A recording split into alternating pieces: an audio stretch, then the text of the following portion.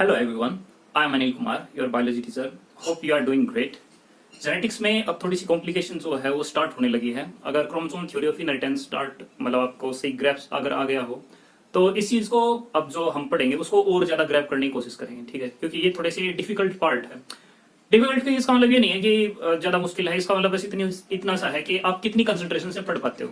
अगर आपकी कंसंट्रेशन कुछ ज्यादा है तो आपको समझने में ज्यादा टाइम नहीं लगेगा, नहीं तो थोड़ा टाइम लगता है इसको समझने में. तो स्टार्ट करते हैं आज के टॉपिक से. आज का जो हमारा टॉपिक है वो है क्रोमोसोम थ्योरी ऑफ लिंकेज. तो एक था क्रोमोसोम थ्योरी ऑफ इनहेरिटेंस. तो दोनों के बीच में डिफरेंस समझे. एक बताने लग रहा है कि जो इनहेरिटेंस है यानी कि एक जनरेशन से अगली जनरेशन के अंदर जो कैरेक्टर ट्रांसफर होने लग रहा है वो किसी वजह से होने लग रहा है, क्रोमोसोम की वजह से.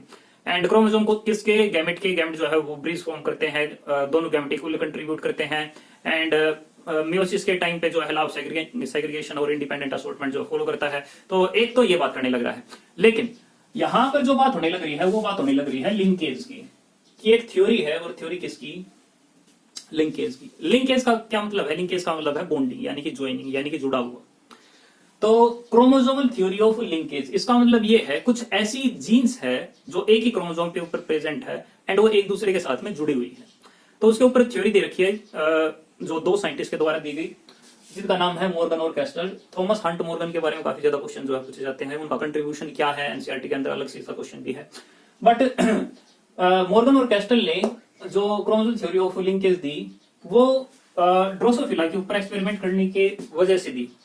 ड्रोसोफिला मेलानोगास्टर एक फ्रूट फ्लाई है. फ्रूट फ्लाई का मतलब एक मक्खी है. तो दिख भी रहा होगा मक्खी है क्या? आर्थ्रोपोड है. ठीक है, तो एक मक्खी नॉर्मली जो फ्रूट के ऊपर जो है घूमती रहती है एंड फ्रूट से जो है नेक्टर लेती है. तो डिफरेंट फ्रूट के ऊपर जाती है, नेक्टर लेती है एंड अपना जीवन जो उसी के ऊपर चलाती है. तो मॉर्गन और कैस्टल ने इसके ऊपर एक्सपेरिमेंट क्यों किया, किसी और के ऊपर एक्सपेरिमेंट क्यों नहीं किया? तो एक तो ये इंपॉर्टेंट क्वेश्चन है. जैसे हमने मेंडल के बारे में पढ़ा था कि उसने पी प्लांटी क्यों लिया, तो उसके बारे में हमने देखा था कि उसने पी प्लांटी इस वजह से जो है चूज किया. अब अगर ड्रोसोफिला के बारे में देखें कि ड्रोसोफिला क्यों चूज किया मॉर्गन ने अपने एक्सपेरिमेंट्स के लिए यानी ये थ्योरी देने के लिए. तो पहला वे इजीली अवेलेबल था, क्योंकि फ्रूट फ्लाई है तो जहां पे फ्रूट होगा वहां पर ही उड़ती उड़ती जो अपने आप आ जाएगी, तो इजीली अवेलेबल है. Second way, a single couple give rise to many children. ये काफी ज्यादा इंपॉर्टेंट है क्योंकि जब इनहेरिटेंस के बारे में पढ़ने लग रहे हैं तो बच्चे जितने ज्यादा होंगे उतना ज्यादा चांसेस होगा कि जितनी भी जीन है सभी के पास इक्वल अपॉर्चुनिटी मिल सके अगली जनरेशन के अंदर जा सके. तो अगर कोई एक्सपेरिमेंट होना है तो जेनेटिक्स के अंदर, तो उसके लिए क्या जरूरी है कि जो ऑफस्प्रिंग है वो ज्यादा प्रोड्यूस होते हैं. तो इसके अंदर तो काफी ज्यादा प्रोड्यूस होते हैं. ठीक है, तो ये एक प्लस पॉइंट है इसका. इसके अलावा जो यंग वन है प्रोड्यूस इन 2 वीक्स, 2 वीक के अंदर ही जो अगली जनरेशन जो है वो प्रोड्यूस हो जाती है यानी कि अगली जनरेशन जो है वो रेज हो जाती है. तो शॉर्ट लाइफ स्पैन जैसे कि पी प्लांट के अंदर एक अच्छा करेक्टर था, तो उसी तरीके से यहाँ पर भी इसका जो है अच्छा करेक्टर है. अगर शॉर्ट लाइफ स्पैन है यानी कि अगर बच्चे जल्दी अगर आ जाते हैं और जल्दी से अगर ग्रो हो जाते हैं तो व्हाट इट मींस कि जो साइंटिस्ट है उसके पास ज्यादा ऑप्शन रहेंगे कुछ ना कुछ और चीज करने की एंड मैनिपुलेट करके ये देखने का कि जो हम रिजल्ट निकालने लग रहे हैं वेदर वो कंफर्म है या नहीं है.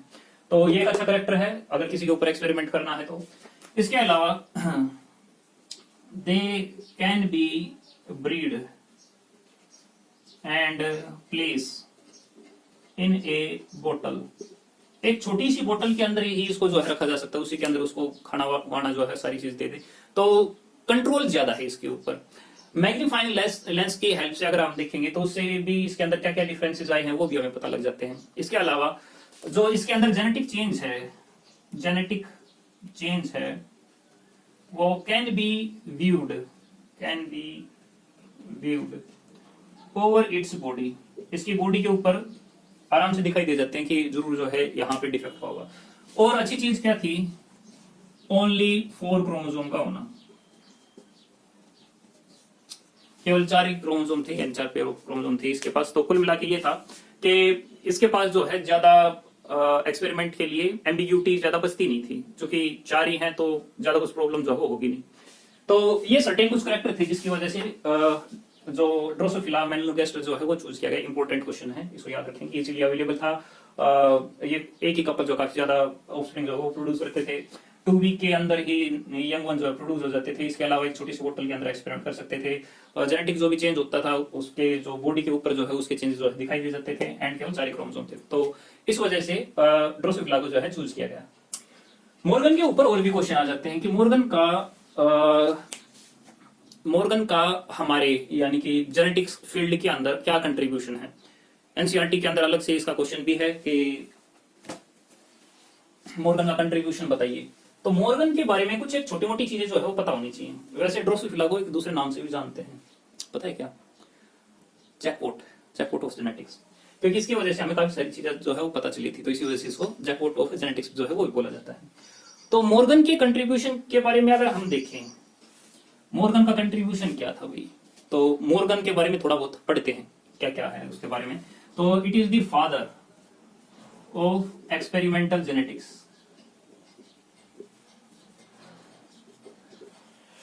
भाई जेनेटिक का फादर तो मेंडल था, तो इसको हम क्या कहने लग रहे हैं कि भाई एक्सपेरिमेंटल जेनेटिक्स का है। देखो आप समझो, मेंडल जो था ना, तो वो एक ऐसा साइंटिस्ट था जिसने पीएचडी कर भी नहीं रखी थी, और उसने पी प्लांट के ऊपर एक्सपेरिमेंट कर रखे थे, एंड उसके अधिकतर जो रिजल्ट जो है उसके ऊपर ही अप्लाई होते हैं, दूसरे के ऊपर ऐसा जो है ज्यादा अप्लाई नहीं होते। लेकिन इसके जो रिजल्ट थे वो और दूसरी जगह भी अप्लाई होते हैं, एंड इसने एनिमल्स के ऊपर जो है एक्सपेरिमेंट किया था। एंड मेंडल ने तो यही बताया था कि सर्टेन कोई फैक्टर है जिसकी वजह से फिनोटाइप जो ड्राइव होता है, फैक्टर क्या है वो उसको पता नहीं था। लेकिन इसने एक्चुअल में बताया कि फैक्टर जीन्स है, और जीन्स एक स्पेसिफिक लोकेशन के ऊपर ही पाए जाते हैं, क्रोमोसोम के ऊपर।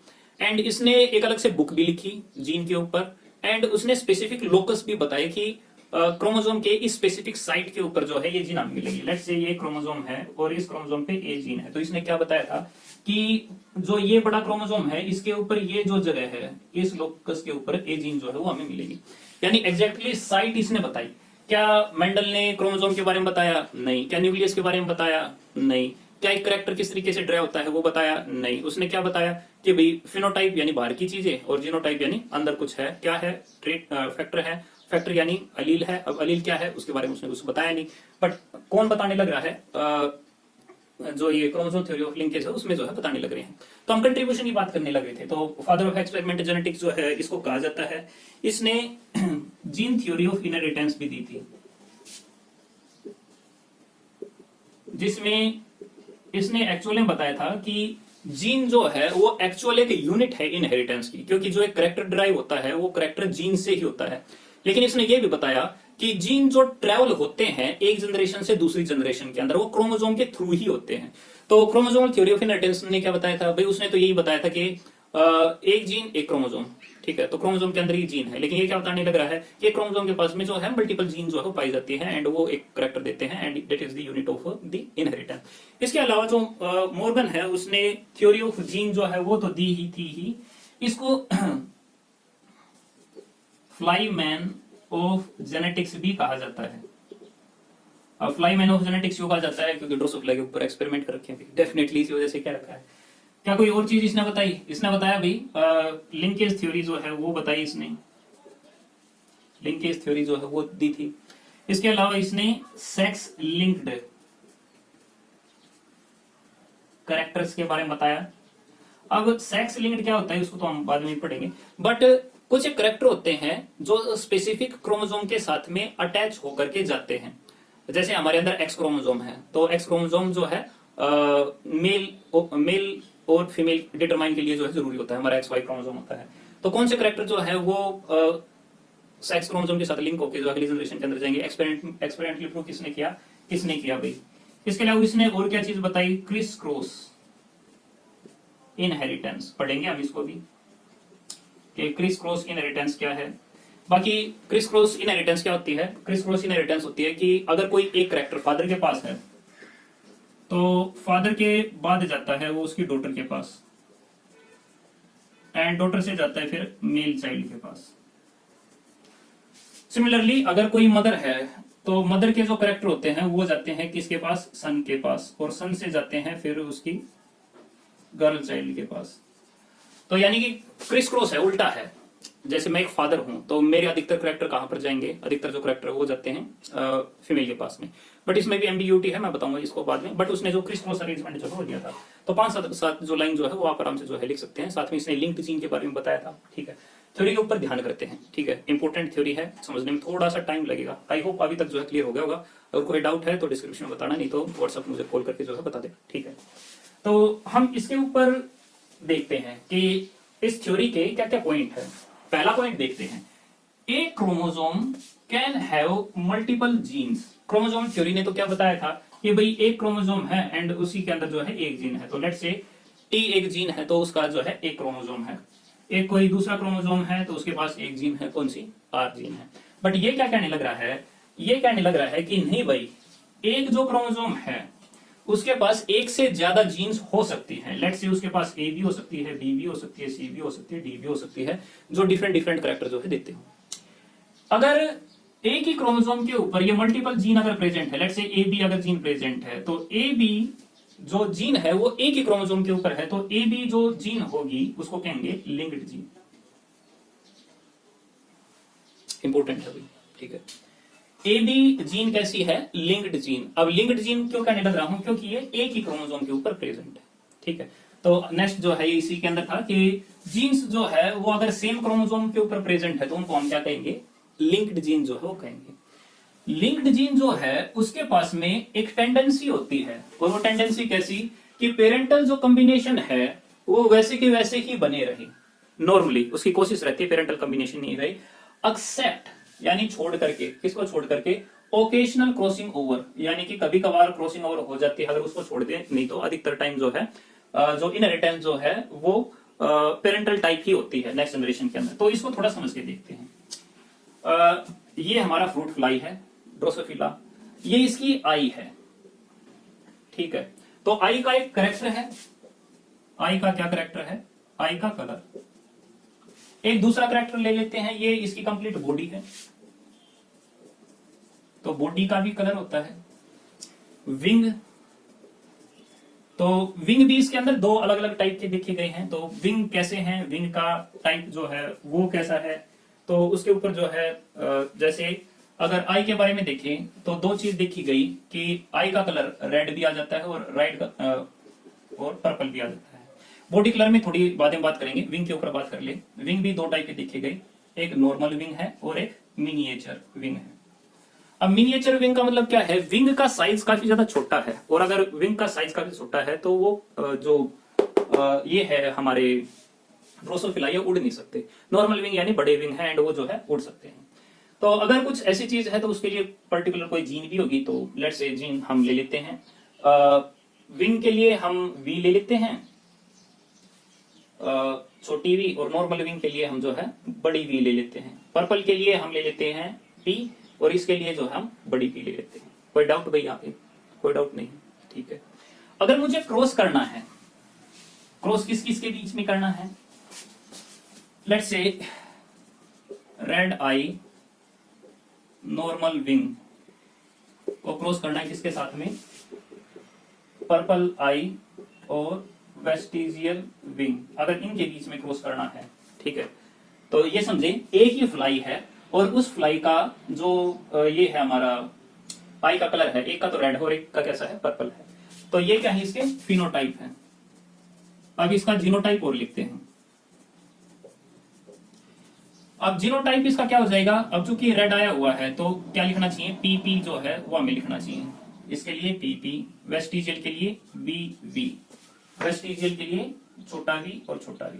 अब मेंडल और मॉर्गन के अंदर यह फर्क है कि इसने जो कैपिटल लेटर लिया है वो रिसेसिव करेक्टर का लिया है। मेंडल जो लिया करता था करेक्टर, वो जो लेटर लिया करता वो डोमिनेंट का लिया करता, लेकिन ये डोमिनेंट का नहीं लेने लग रहा, बस कैपिटल और स्मॉल सेम है। नहीं तो अल्फाबेट कौन से चूज करने हैं, उसमें डोमिनेंट के लिए है, इसने जो है रिसेसिव के लिए है। एक तो अरेंजमेंट ऐसी है, पी पी वी वी और स्मॉल पी और स्मॉल वी और स्मॉल वी। इसको कहते हैं कि इसके जो है सेपरेट क्रोमोसोम है, इसके सेपरेट क्रोमोसोम, इसका सेपरेट क्रोमोसोम, इसका सेपरेट क्रोमोसोम, इसका सेपरेट क्रोमोसोम। बट यहाँ पे बात किसकी होने लग रही है, लिंक्ड जीन की। तो लिंक्ड जीन की अगर होने लग रही है तो अरेंजमेंट हम ऐसे नहीं दिखाते, अरेंजमेंट हम कैसे दिखाते हैं, पीवी/पीवी, पीवी/पीवी। अब इसका क्या मतलब है? इसका मतलब ये है कि जो एक क्रोमोसोम है उसी के पास में दोनों जीन है, कैपिटल पी भी है और कैपिटल वी भी है। तो ये हमें ध्यान रखना है। अगर पी पी वी वी लिखते हैं तो यानी कि जीन जो है अलग अलग क्रोमोसोम के ऊपर प्रेजेंट है, लेकिन अगर हम P V slash P V अगर ये लिखते हैं तो व्हाट इट मीन्स कि ये दो जीन जो है एक ही क्रोमोसोम के ऊपर है और ये दो जीन जो है वो एक ही क्रोमोसोम के ऊपर प्रेजेंट है। अगर कोई जीन एक ही क्रोमोसोम के ऊपर अगर प्रेजेंट है तो क्या उसके ऊपर लॉ ऑफ सेग्रीगेशन फॉलो होगा? लॉ ऑफ सेग्रीगेशन क्या था कि लेट्स से अगर किसी के पास पीपीवीवी जीन है तो वो वहां पे हम पढ़ते थे कि ये पी जो है ये इसके साथ चली जाएगी, ये जो है इसके साथ चली जाएगी, ये इसके साथ हम ये पढ़ते थे। लेकिन इसके अंदर वो चीज फॉलो नहीं होगी, लॉ ऑफ सेग्रीगेशन फॉलो नहीं होता। क्यों नहीं होता? क्योंकि एक ही क्रोमोसोम के ऊपर दोनों जीन है, इस वजह से इसके गैमेट ऐसे कैसे जो ही आ जाते हैं और इसके भी गैमेट ऐसे कैसे आ जाते हैं। सिमिलरली तो ये इसके गैमेट आ गए। सिमिलरली यहां पर भी देखते हैं तो यहां पर भी पीवी ऐसे आ गया और पीवी जो है वो ऐसे आ गया। ठीक है, तो अगर आगे चल के अगर इनका हम क्रॉस करेंगे तो हमें जो रिजल्ट मिलेगा PV slash small v, PV slash PV, capital P V slash small v, PV slash PV. तो अगर हम ये देखें इन सभी इंडिविजुअल के पास में कैपिटल पी है और एक कैपिटल वी है, तो इसका मतलब क्या है? सभी का जो फिनोटाइप आएगा वो कैसा आएगा? रेड और नॉर्मल आएगा। ठीक है जी, यहां तक चीज क्लियर है। उसके बाद मेंडल ने किया था इनका टेस्ट क्रॉस, और टेस्ट क्रॉस क्या है इसका? Let's say red eye normal wing, इसको मैं क्रॉस कर दूं किसके साथ में? रिसेसिव के साथ में, यानी किसके साथ? पर्पल आई और वेस्टिजियल विंग। अगर मैं इसके साथ अगर कर देता हूं जो कि मेंडल ने किया, तो इसका जो रिजल्ट था वो उसको समझ में नहीं आया बिल्कुल भी। क्योंकि इसका रिजल्ट क्या आया कि जो येलो बॉडी है, sorry, red eye normal wing, इसकी आई 9, पर्पल आई वेस्टिजियल विंग, इसकी आई 8, पर्पल आई नॉर्मल विंग, इसकी आई 1, एंड रेड आई और वेस्टिजियल विंग, इसका आया 1। तो रेशो जो आई वो कुछ ऐसी आई, 9 रेशो 8 रेशो 1 रेशो 1। रेड आई और नॉर्मल विंग ज्यादा आए, पर्पल आई वेस्टिजियल विंग जो है वो ज्यादा है। अब रेड आई नॉर्मल विंग कैसे थे? ये तो पेरेंट थे। पर्पल आई और वेस्टिजियल विंग कैसे थे? ये तो पेरेंट थे। तो ये दोनों कैसे हैं? Parental type. पर्पल आई नॉर्मल विंग, क्या कोई पेरेंट है? पर्पल आई है, पर नॉर्मल विंग नहीं है। तो वेस्टिजियल नॉर्मल विंग किसका? ये इसका है। इसका मतलब आधे करैक्टर इसके हैं और आधे करैक्टर इसके हैं। तो आधे करैक्टर इसके, आधे करैक्टर इसके, तो इसका मतलब क्या है कि ये एक न्यू कॉम्बिनेशन है। इसको हम रिकॉम्बिनेंट भी कह देते हैं। अगला देखें, रेड आई और वेस्टिजियल विंग। वेस्टिजियल विंग तो ये है, लेकिन रेड आई नहीं है। तो रेड आई तो इसके अंदर है, तो आधा करैक्टर इसका, आधा करैक्टर इसका, यानी कि ये दो कैसे हैं? New combination. इनको हम और क्या कह सकते हैं? तो व्हाट इट शो कि रिकॉम्बिनेंट कैसे आए? कम, और पेरेंटल टाइप कैसे आए? ज्यादा। हमारा सेकंड पॉइंट क्या था? लिंक्ड जीन के पास टेंडेंसी होती है कि वो पेरेंटल कॉम्बिनेशन को जो है वो मेंटेन करे रखे, एक्सेप्ट ओकेशनल क्रॉसिंग ओवर, यानी कभी कभार क्रॉसिंग ओवर हो जाती है तो उसकी वजह से जो है रिकॉम्बिनेंट जो है बन जाते हैं। लेकिन इसकी कोशिश क्या रहती है कि जो पेरेंटल टाइप जो है वो ज्यादा बने। अब क्वेश्चन अराइजेस कि ऐसा क्यों हुआ कि पेरेंटल टाइप ज्यादा आए और जो रिकॉम्बिनेंट जो है वो कम आए? तो बेसिक सी चीज देखते हैं भाई। कोई भी ऑफस्प्रिंग है, वो ऑफस्प्रिंग किससे बनता है? ऑफस्प्रिंग बनता है वो, ऑफस्प्रिंग जो है वो बनता है गैमेट से। किस टाइप का गैमेट जो है मिला है? अगर पेरेंटल टाइप अगर मिला होगा, सॉरी, गैमेट से जो है वो बनते हैं ऑफस्प्रिंग। अब गैमेट कैसे होंगे? उस टाइप का ऑफस्प्रिंग बनेगा। लेट्स से ऑफस्प्रिंग कैसा है? Parental type. तो पेरेंटल टाइप कब बनता है? जब गैमेट पेरेंटल टाइप हो। पेरेंटल टाइप कैसा? यानी कि अगर गैमेट पीवी हो, या फिर स्मॉल p हो। अगर ऐसा हो तो ये गैमेट कैसे होंगे, पेरेंटल टाइप होंगे। अगर पेरेंटल टाइप गैमेट होंगे तो पेरेंटल टाइप ऑफस्प्रिंग भी बनेगा। लेकिन अगर न्यू कॉम्बिनेशन की बात होने लग रही है तो न्यू कॉम्बिनेशन कब हो सकता है, जब गैमेट कैसे बने, एक कैपिटल P और एक स्मॉल v, या फिर एक स्मॉल p और एक कैपिटल P।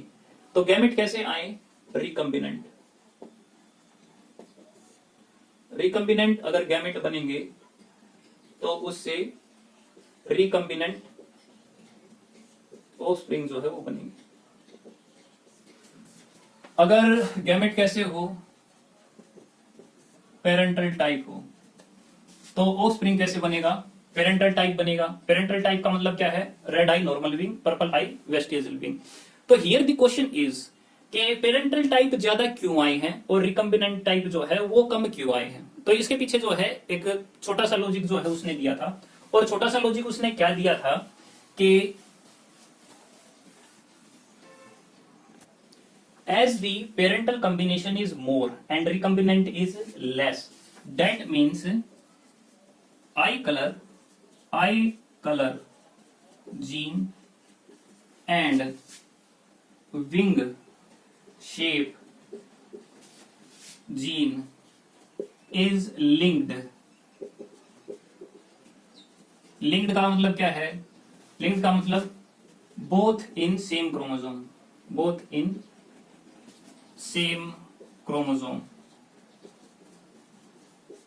यानी कि दोनों जो है सेम क्रोमोसोम के ऊपर है। अब सेम क्रोमोसोम का मतलब क्या है कि पीवी ऐसा होगा और पीवी जो है वो ऐसा होगा, यानी कि हम कह सकते हैं capital P capital V slash capital V ऐसा होगा, और ये स्मॉल वी और स्मॉल वी ऐसा होगा। तो अगर ऐसा होगा तो इसे कहने का मतलब ये है कि एक ही क्रोमोसोम के ऊपर ये पी हो गया और ये बी हो गया, और यहां पर भी एक ही क्रोमोसोम के ऊपर एक पी हो गया और एक लेट्स से ये बी हो गया, ठीक है। तो अगर पेरेंटल टाइप ज्यादा है तो इसका मतलब क्या है, जीन जो है वो लिंक्ड है। तो रिकम्बिनेंट क्यों बने, क्योंकि रिकम्बिनेंट का तो यानी इस टाइप का गैमेट तो बनना ही नहीं चाहिए, but the linkage is weak. Linkage कैसा है, वीक है। अब वीक का मतलब क्या है, थोड़ा उस चीज को समझते।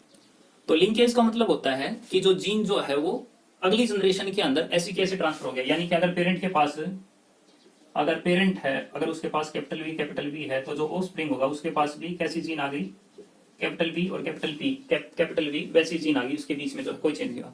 आई होप मैं इसको थोड़ा सा एक स्केच बना दूं, उसके बाद जो है ज्यादा अच्छे समझ में आएगा। देखो लेट्स से ये क्रोमोसोम है, इस क्रोमोसोम पे एक ये जीन है पी और एक ये जीन है वी।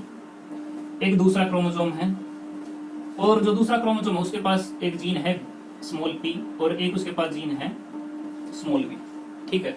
इनके बीच में हो जाए क्रॉसिंग ओवर। पहले थोड़ा ये समझना, अगर ये दो जीन अगर इकट्ठी है तो व्हाट इट मींस, ये जीन कैसी है, लिंक्ड जीन है। बट मैंने क्या कहा है कि ये जो लिंकेज है वो कैसा है, वीक है। एंड ये जो लिंकेज है ये ब्रेक हो जाता है, और ये ब्रेक किस वजह से हो जाता है, क्रॉसिंग ओवर की वजह से। क्रॉसिंग ओवर क्या है, एक क्रोमोसोम के ऊपर दूसरे क्रोमोसोम जो है वो ओवरलैप हो गया। अब ओवरलैप होने से क्या होगा, ओवरलैप होने की वजह से रिजल्ट क्या होगा कि इसके पास ये कैपिटल पी और इसके पास में कौन सी जीन आ जाएगी, स्मॉल वी। और इसके पास जो जीन थी स्मॉल पी, इसके पास कौन सी आ जाएगी, कैपिटल पी। तो अब इसके पास कौन से कॉम्बिनेशन हो गए, कैपिटल पी और स्मॉल पी। एंड इसके पास कैसे आ गए, एक स्मॉल पी है और एक कैपिटल पी। अब ये किस टाइप के गैमेट है, रिकम्बिनेंट गैमेट। अगर ये रिकम्बिनेंट गैमेट है तो ऑफस्प्रिंग कैसे प्रोड्यूस होंगे, रिकम्बिनेंट प्रोड्यूस होंगे। अगर रिकम्बिनेंट गैमेट अगर प्रोड्यूस अगर रिकम्बिनेंट ऑफस्प्रिंग अगर कम प्रोड्यूस हुई तो इसका मतलब क्या है, वेल इसका मतलब ये है कि जो रिकम्बिनेंट गैमेट है वो कम प्रोड्यूस हुआ है। अगर वो कम प्रोड्यूस हुआ है तो इसका मतलब क्या है, क्रॉसिंग ओवर जो है वो लेस हुई है, ठीक है। अगर पेरेंटल टाइप यानी कि जो रेड आई नॉर्मल विंग और पर्पल आई वेस्टिजियल विंग अगर ज्यादा है, यानी कि पेरेंटल टाइप ज्यादा है, तो इसका मतलब क्या है कि पेरेंटल टाइप जो गैमेट है वो ज्यादा होंगे, और वो ज्यादा होंगे तो इसका मतलब जीन कैसी होगी, लिंक्ड जीन होगी। पहले कंक्लूजन के ऊपर आ जाएंगे। कंक्लूजन क्या है, कंक्लूजन ये है कि मेंडल ने डिस्कवर किया था लिंकेज, और लिंकेज उसने कैसे डिस्कवर किया, उसने डिस्कवर किया red eye, normal wing and red eye normal wing जो कि हाइब्रिड था, capital P V small v, इसको टेस्ट क्रॉस कराया किसके साथ में, स्मॉल वी और स्मॉल वी के साथ। जब इसने टेस्ट क्रॉस कराया तो टेस्ट क्रॉस कराने के बाद में पेरेंटल टाइप ज्यादा है, रिकम्बिनेंट जो है वो कम आए। अगर रिकम्बिनेंट कम आए, पेरेंटल टाइप ज्यादा है, तो उसने क्या बताया कि जो ये जीन है ये लिंक्ड है, इसी वजह से पेरेंटल टाइप ज्यादा आया। अगर ये जीन लिंक्ड है तो इन दोनों का लिंकेज टूटा कैसे, तो ये टूटा किस वजह से, क्रॉसिंग ओवर की वजह से। तो उसने क्या बताया कि रेड आई और नॉर्मल विंग, रेड आई और विंग का जो शेप की जो जीन है वो लिंक्ड है, यानी कि सेम क्रोमोसोम के ऊपर है, यानी कि उनके बीच में लिंकेज है, but the linkage is weak and it is broken by occasional crossing over. अगर क्रॉसिंग ओवर लेस होगी तो रिकम्बिनेंट कम बनेंगे और उसी वजह से रिकम्बिनेंट जो है वो कम आएगी। ठीक है, आई होप आपको ये थोड़ा समझ में आ गया। एक अदर तरीके से मैं और बता दूं कि what is crossing over. Crossing over क्या है, आपके पास दो क्रोमोसोम है, एक ये क्रोमोसोम है और एक ये क्रोमोसोम है। एक को मैं ब्लैक से अगर रिप्रेजेंट कर दूं, एक को व्हाइट से एक को व्हाइट से मैं रिप्रेजेंट कराऊं, तो एक दूसरे की ओवरलैपिंग हो गई, ये ओवरलैपिंग हो गई ये दूसरे की। ठीक है, इस ओवरलैपिंग को क्या कहते हैं हम, क्रॉसिंग ओवर हो गई।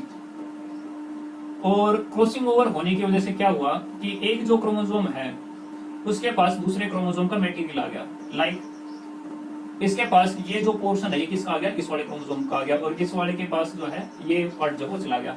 अब इस टाइप के जो कॉम्बिनेशन है उसको हम क्या कहेंगे कि ये रिकम्बिनेंट बनी, और रिकम्बिनेंट किस वजह से बनी, क्रॉसिंग ओवर से बनी। ठीक है, तो मेंडल जो मॉर्गन था उसने जब ये एक्सपेरिमेंट किया तो उसने फाइनली ये पाया कि क्रॉसिंग ओवर होती है और जो लिंक्ड जीन है उसका लिंकेज जो है वो टूट जाता है, और जब लिंकेज टूटता है तो उस वजह से ये बनता है। जैसे इनकी जीन थी तो लिंक्ड, कैपिटल पी और कैपिटल वी एक ही क्रोमोसोम के ऊपर प्रेजेंट थी, लेकिन इसी वजह से जो पेरेंटल टाइप जो है वो ज्यादा आया है, रिकम्बिनेंट कम आया है। तो रिकम्बिनेंट बने कैसे, रिकम्बिनेंट बने कभी कभार ओकेशनल क्रॉसिंग ओवर हो जाती है और ये जीन यहाँ पे चली जाती है और ये जीन यहाँ पे चली जाती है, इसी वजह से रिकम्बिनेंट गैमेट बनते हैं। और जब रिकम्बिनेंट गैमेट बनते हैं तो रिकम्बिनेंट ऑफस्प्रिंग जो है वो बनते हैं, बट वो रिलेटिवली कम बनते हैं क्योंकि क्रॉसिंग ओवर कम होती है, पेरेंटल टाइप ज्यादा इस वजह से, क्योंकि जीन जो है लिंक है। आई होप आपको समझ में आएगा। बार बार मैं इस वीडियो को देखिए, अगर समझ में आया हो यू कैन कॉल मी, या फिर कमेंट के अंदर जो है क्वेश्चन पूछना, मैं उसका जो है पक्का आपको जो है आंसर दूंगा। Thank you for watching.